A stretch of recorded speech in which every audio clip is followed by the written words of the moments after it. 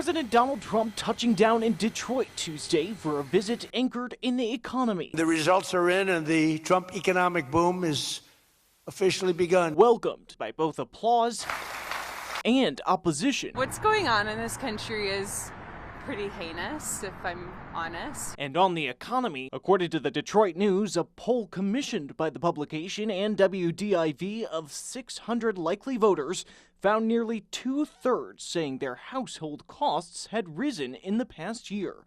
But the president striking a positive tune. Under our administration, growth is exploding, productivity is soaring, investment is booming, incomes are rising.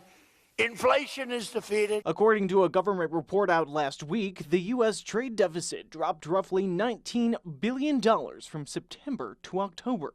Trump tying the drop to new tariffs that initially sent shockwaves around the globe last spring. There was the tariff that made America strong and powerful in past generations. Now, it's tariffs that are making money for Michigan. Trump also visiting a Dearborn auto plant in his visit to a state heavily tied to the success of the industry. I terminated the insane electric vehicle mandate and ended the war on internal combustion engines once and for all. I'm standing up for the American auto worker like no president has ever stood up before. And how is the state of the auto industry 1 year into his term? The state of the auto industry, I would say, is better than what would have been feared when the tariff situation really kind of intensified in sort of that April timeframe of last year.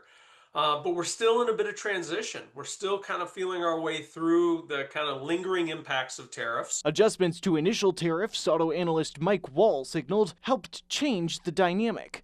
Car sales have held up well, he said, but with consumers stretched in monthly payments and loans, whether that will keep up is a concern.